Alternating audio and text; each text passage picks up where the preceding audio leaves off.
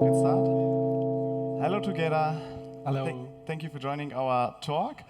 We will presenting you today the evolution of GitOps in platform engineering. We try to put 9 years of evolution together in just 30 minutes. Let's see if we can make it possible. But before we start, short to me, my name is Artem Lajko. I'm working as head of platform engineering for ATS Consulting, CNCF certified Kustomize, ambassador for platformengineering.org, and published co-author of the book Implementing GitOps with Kubernetes. But I'm not alone here, obviously. I have Koray with me. Koray, can you introduce yourself, please? Hello, everyone. My name is Koray. I work for Kubernetes as a consultant, and my daily job is working on cloud native and Kubernetes-related stuff. And I also do some community work as an ambassador for CNCF and platform engineering, as well as organizing DevOps Days Istanbul or some other meetups. So today's mission is to understand. We want to understand what's coming, and to do that, we need to understand what happened so far. And there will be some terminology that we need to align. So the first one is declarative, where we say it's about describing the desired state, not the steps to get there. The second one is catalog. It's a created set of applications to be used on your platform. And push versus pull, which is about who is initiating the change. Is it initiated, or is it a push from your CI pipeline towards the cluster, or is it pulled from the cluster by the cluster or by an agent to your from the source like Git or somewhere else to your cluster as well? So how it all began? It began by Alexis Richardson. At the time, he was working at Weaveworks, and he and other people were doing some practices about deploying stuff or the other things, and he simply created some principles around what they've been doing, and he called this GitOps. But what the problem was there at the time, so since 2000s, the whole enterprise HA setups were like, you had the load balancer, some web servers, and then maybe some applications at the behind. Well, it was good, but you had to have some primary, secondary databases, or you need to create VMs manually. There was lots of manual work, like you need to jump from host to host, edit some HTTP conf files, save them, restart the service, go to the next one. There could be derivs. You might have some typos and other stuff, and that didn't scale well. It was working fine, but in terms of scale, it wasn't very good. And what we did, we just started to write things down, right? So first, the configuration management tools popped in, like Ansible, Puppet, Chef, and then we said, we can also do this to our infrastructure, like creating VMs or load balancers and everything. Then Terraform was in the picture. Nowadays it's OpenTofu, or we like OpenTofu now. Then this led everything to be as code. So nowadays you can have the infra as code, network as code, policy as code. So everything becomes more and more declarative. So we got the new tooling, but had the same mindset or same challenge. So an engineer would just have the Ansible playbook on his local and then applying it to servers. But then this person was initiating it on his local or her local, and someone else doing it as well. So the change was initiated or pushed to the related or target service.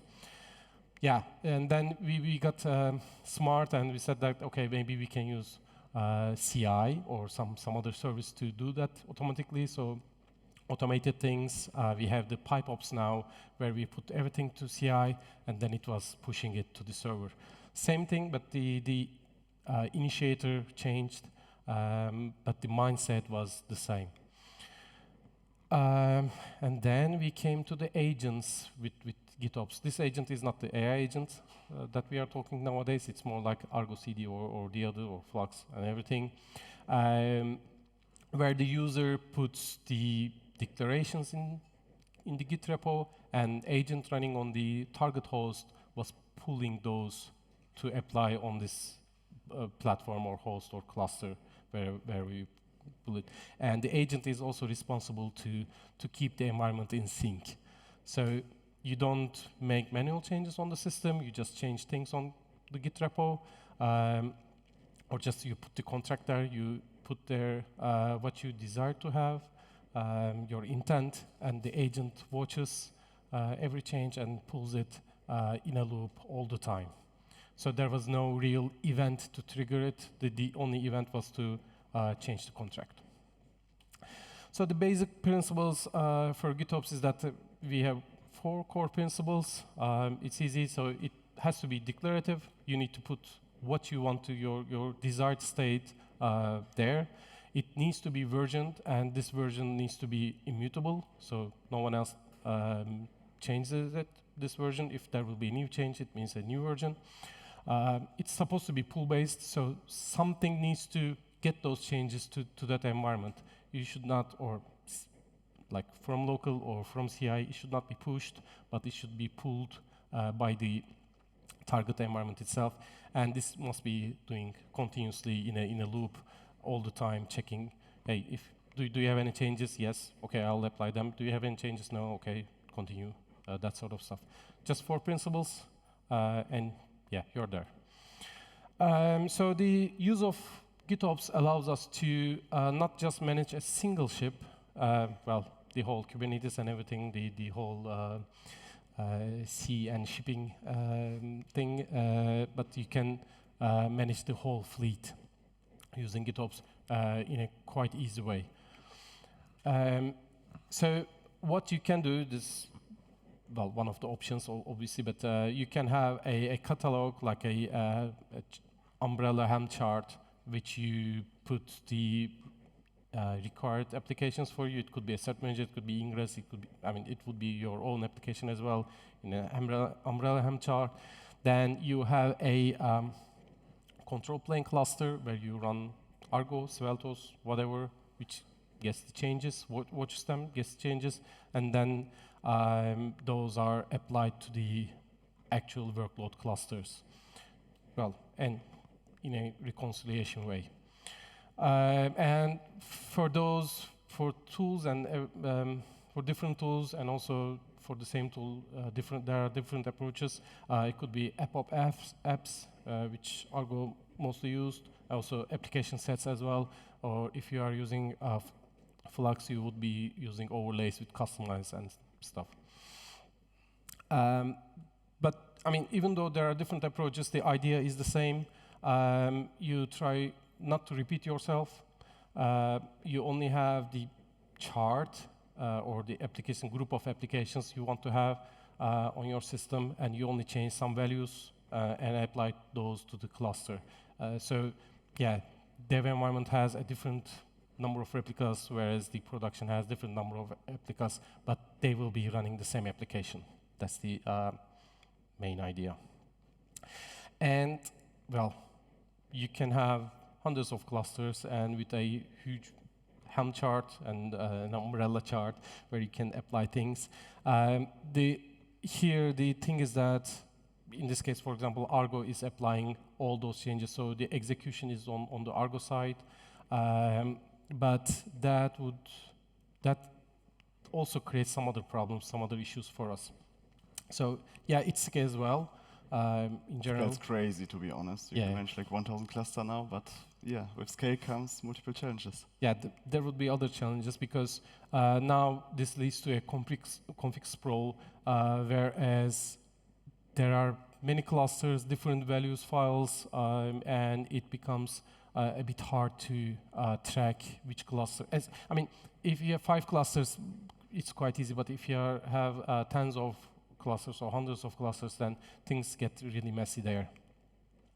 And also a known example from Crossplane, I mean, 2022, things have changed now, but at the time, Crossplane was creating too many thousands of CDRs on the Kubernetes API, and it simply killed it because Kubernetes API was not able to process the incoming requests because there was too many objects to go through. So scales well, yes, but there are also some limits to different things. And also, the visibility is lost because now you have too many config files or the values files. Then you are not, you may not find what is deployed where in which setting. That becomes a bit harder. And also, so for example, if you are deploying a Helm chart with Argo or Flux, you actually don't know what the actual manifest will look like on the target host, right? So you change the values, etc. With the templating of the Helm, there would be a different type of or different set of manifests deployed. So you may need rendering first to check what will actually be applied to the system, and then you push those changes to the GitOps tool, whatever you are using. There's Kokumi or Argo CD diff preview. So those ones will actually show you what actually will be applied to the cluster, and then with the hydrator, you will see what actually will be running on the system. So whenever we talk about GitOps, we always say that, yeah, Git repo is the source of truth. I mean, I've said it multiple times. It is. Same here. Sorry for that. Teaching you over the years as we are saying Git is a source of truth. Oopsie. It is not 100% correct. So not even 50. Yeah, your intent is there. So what you want to have, what your desired state is actually on Git, yes. But on the runtime side, on the cluster itself, there are multiple different components, right? You get the image from an image repository. The Helm chart is actually probably in somewhere else. And you might have some dependent Helm charts, which might have changed over time, and you may not be aware of those. So yes, what you want to have is on Git, but the actual state on the cluster might be different. So what we say here is that Git or OCI is the source of intent, what you want to have on the cluster. But then again, not only because of the registries or stuff, so if you are probably deploying an operator, operators also create their own objects, right? So then Argo starts to send notifications that, hey, this application is out of sync because the operator created an object which is not in Git. So you then start to ignore this difference, but then you also, again, lose the visibility of what is actually be on the cluster and what is on the Git side. So again, Git has your intention, Git has your desired state, but the actual state might be a bit different running on the cluster. So yeah, Git is great for the human collaboration and intent, and yeah, you can also use OCI instead of Git. So even though it's called GitOps, it's a good name, I think, but the principle is... I asked Alexis, it is a good name. He said kind of, but now we have the Git in, and it's becoming a little bit difficult to get rid of it. Yeah, because, I mean, the principle is that you want to pull the desired state from a versioned and immutable source in a loop. That's the idea. It could be it could be Git, it could be OCI, it could be somewhere else. It could be, yeah. I think Flux also supports S3 buckets or so. So you can I guess I'm not 100% sure, but I guess. So yeah, you can also use OCI. So the name is GitOps, but doesn't have to be Git. It's about the principle. So there is also from FluxCon in 2022. There's a talk Gitless GitOps with OCI. Yeah, you can also go in this direction to have your artifacts to be deployed on the cluster. Well, there are many different architectures, and yeah, you can have the central hub or control plane where you manage the different clusters. So the hub pulls the changes and then pushes them to the related clusters.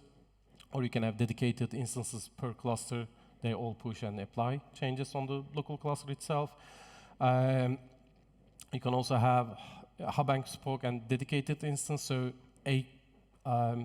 let's say Git is the source, the control plane, the hub cluster pulls the changes, and then the actual workload clusters pulls the changes from that hub. That would also be an option.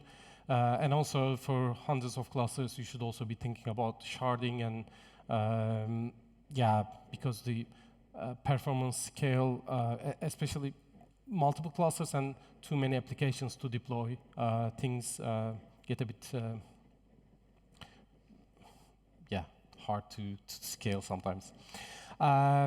So we also have the agent-based architectures. For example, Sveltos, I've never used it, but Artem is a fan. And you can have the Sveltos as the hub cluster, and it can just push the changes to the agents, or the agent, Sveltos agent running in the workload cluster can pull the changes from the hub cluster itself. So this whole GitOps thing brought us to be able to manage secrets, dashboards, infrastructure, budget rules, policies, everything, using different applications to be managed and used as a code, right?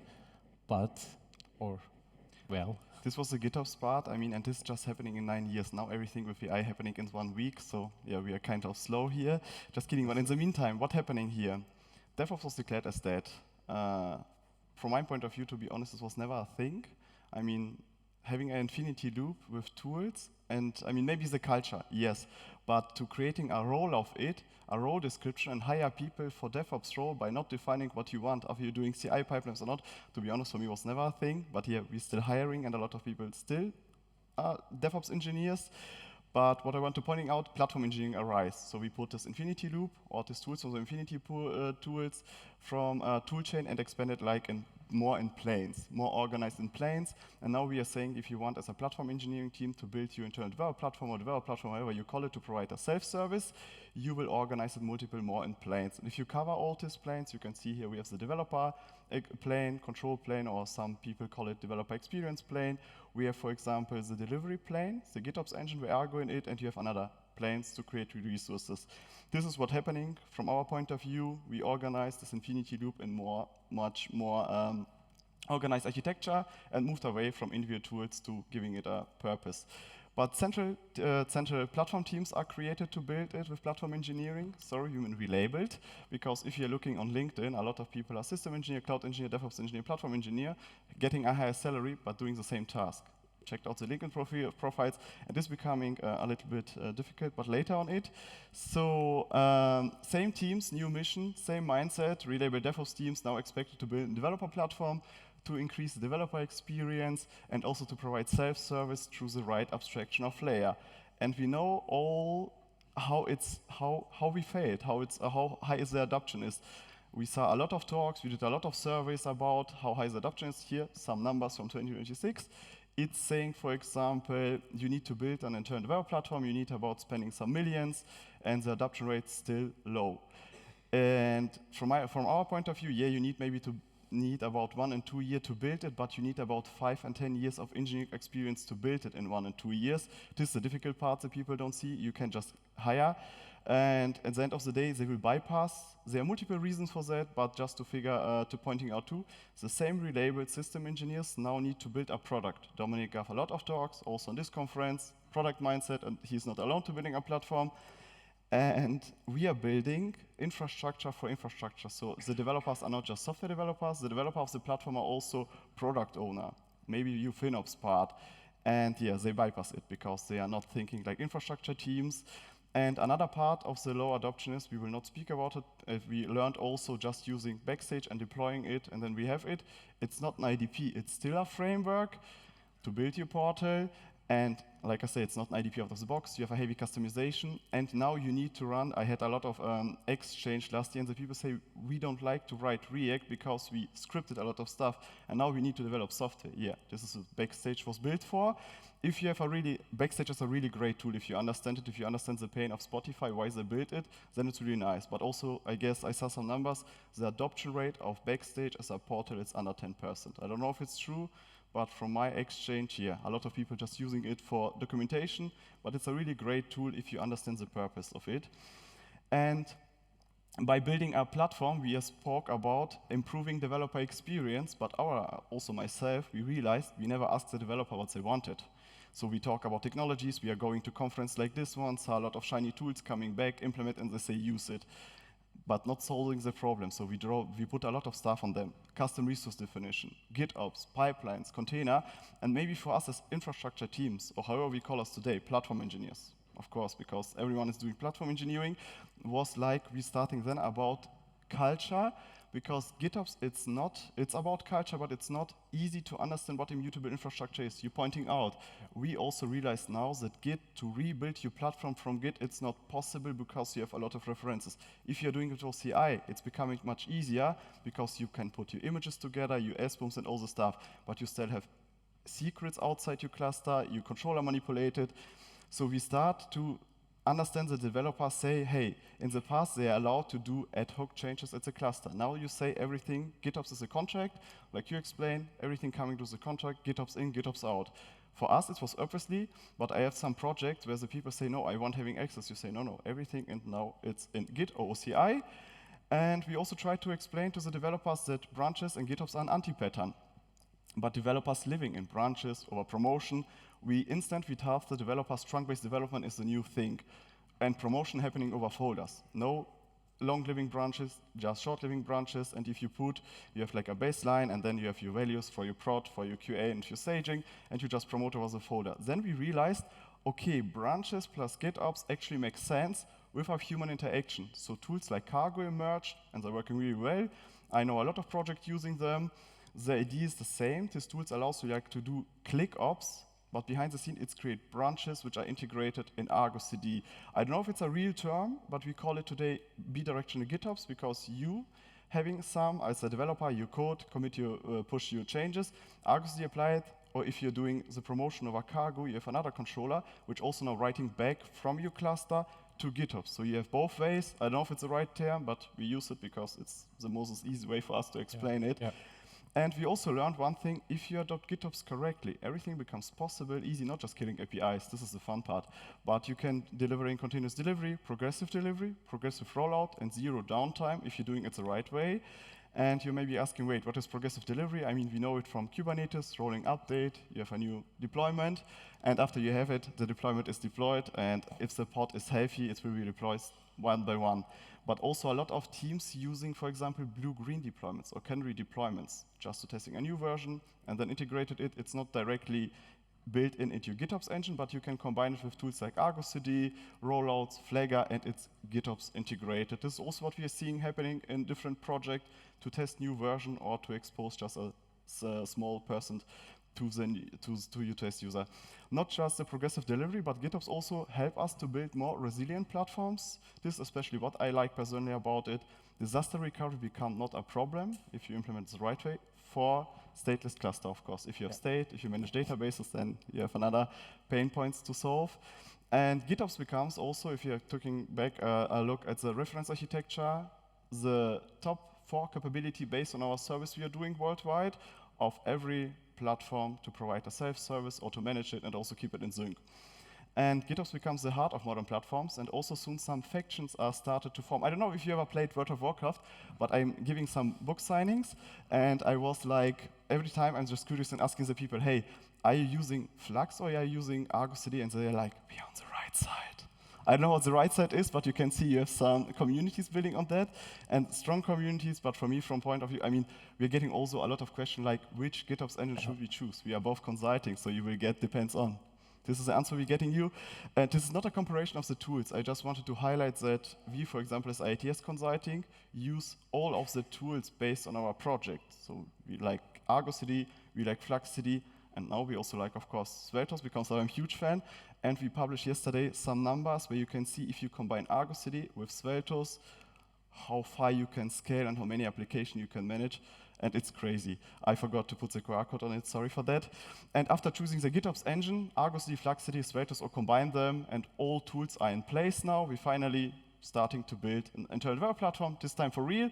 But now you need also to decide, after you understand it, if you want to use Backstage as a framework to build your portal, or you want, for example, if you don't have a platform team, outsource this to a platform-less experience like Heroku, Koray, and having platform engineering teams building for you, and you're just paying the subscription. Or you can also use, of course, orchestrator, operator-driven approaches where you integrate use services, custom resource definition based, into an operator and fulfill it.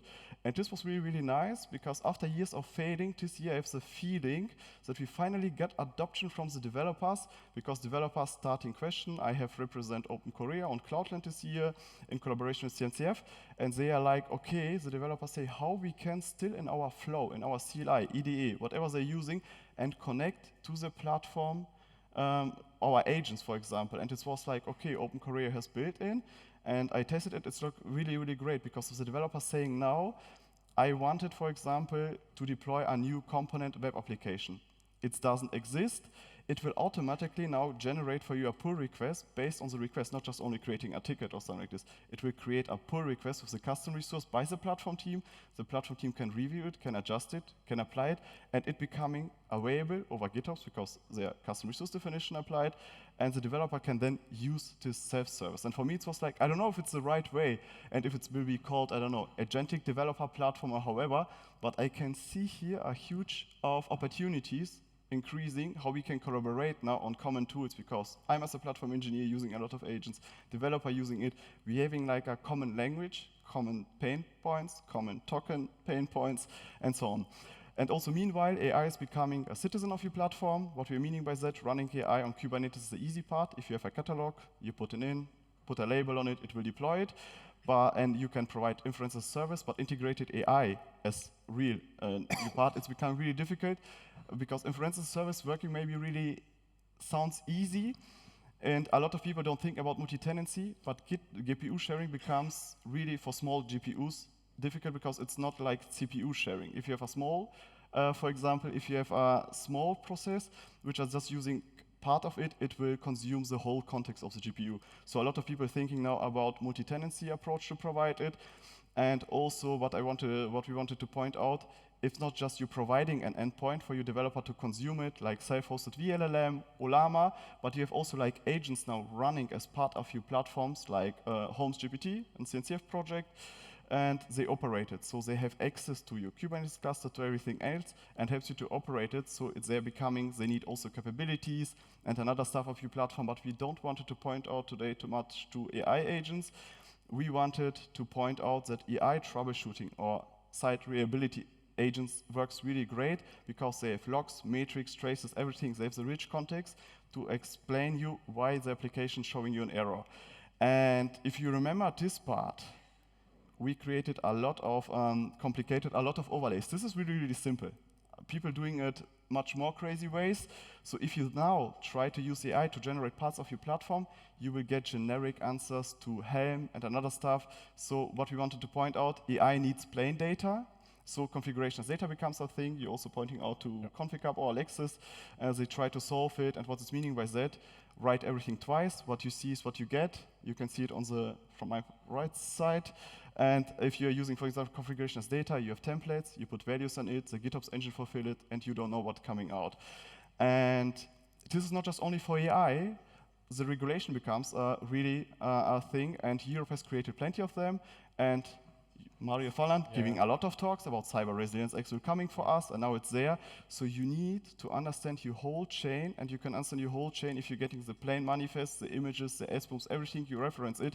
If you provide a product, so you can patch it, because you will now getting the AI will for that. And yeah, and we still have unsolved challenges coming to our last slide. Just pointing out, for example, Michael posted it on LinkedIn, for example. You can see hydration-based abstractions still have not a clear path. Helm syntax generally doesn't have a good schema on maintenance or API versioning, how you can support it, what he's meaning by that, or how I interpreted it. if you're using a third-party chart and you don't have some security context set, you can fork it, or you can put another layer on it, like Kustomize, and patch it. And it's becoming really crazy because we don't have a default. And we have, of course, another challenges. But coming back, I guess if you have some question, we need to do it after that. Sorry for that. We try to put everything together of 9 years in 30 minutes. And we also don't cover some topics like event-driven GitOps platform. So thank you very much. And we were asked to ask you about pointing out to this feedback QR code. I know how it works, but here's that. Thank you very much. Yeah, thank you very much.